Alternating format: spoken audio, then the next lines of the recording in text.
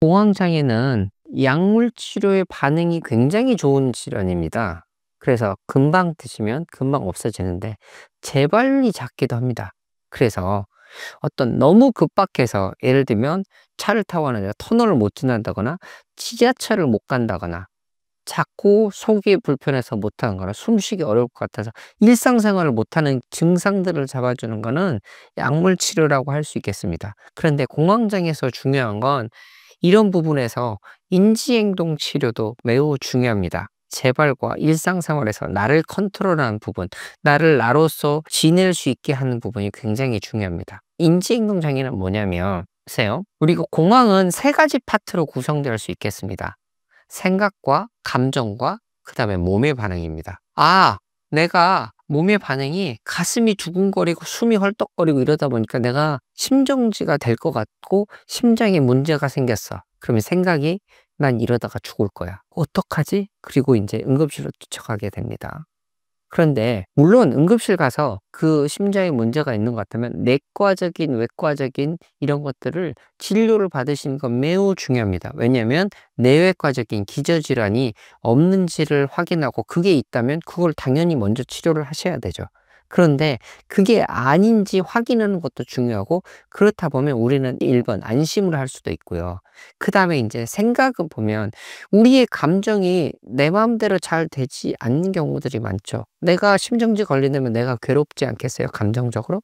그 다음에 병원 뛰쳐가야 되지 않겠어요? 우리가 여기서 인지행동치료를 말씀드렸는데 우리가 바꿀 수 있는 건 생각밖에 없습니다.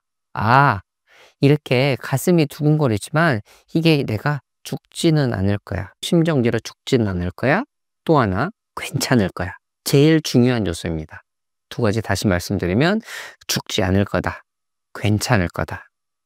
저희가 이게 응급실에 많이 오신다고 그랬잖아요. 대학병원에서 이 공황장애는 뭐 심장에 문제나 이런 게 있으면 큰 질환일 수도 있으니까 당연히 내외과적으로 다 검사를 합니다. 그렇다 보면 검사 시간이 꽤 지나 있잖아요. 그런데 심장 문제였다면 결국 돌아가셨을 거나 더 안 좋은 상태로 갔을 텐데 오히려 시간이 지나면 괜찮으신 상태로 있어요. 정신과는 좀 더 늦게 옵니다. 왜냐하면 내외까지인 게 먼저 판별이 돼야 되니까.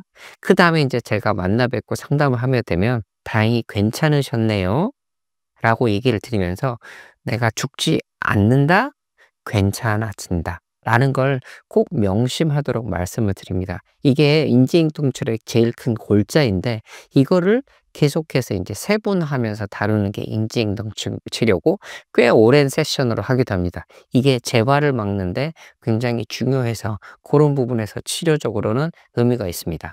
또한 이런 게 이제 약물 치료 또 인지행동 치료가 있다면 또 말씀드릴 건 이게 전반적으로 불안이나 또 강박이나 이런 것들하고도 많이 연결돼 있기도 하거든요. 공존하기도 하고 공황장애 예전에는 큰 범주로는 불안장애 들어가 있기도 했었습니다. 그러면 이 불안 수준을 낮추는 데는 경두계 자기장 치료, 경두계 직류 자극 치료라고 하는 뇌에 직접적인 아주 미세한 자극을 줍니다. 그렇게 해서 그런 자극을 주면 이 경두계, 두개골을 통과해서 뇌 세포에 직접적인 영향을 주는데 아주 작은 머리에 자석 갖다 댄다고 문제되지는 않잖아요. 그런 정도의 자극이나 아주 미세한 전류를 흘러주면 실제로 뇌의 기능을 너무 우울해지면 좀 끌어올려주고 너무 불안해질 경우는 좀 끌어내려주는 이런 균형을 맞춰주는 치료를 하기도 합니다. 이런 게 생물학적인 치료인 거고, 마지막으로 내가 스스로 할 수 있는 것도 있습니다.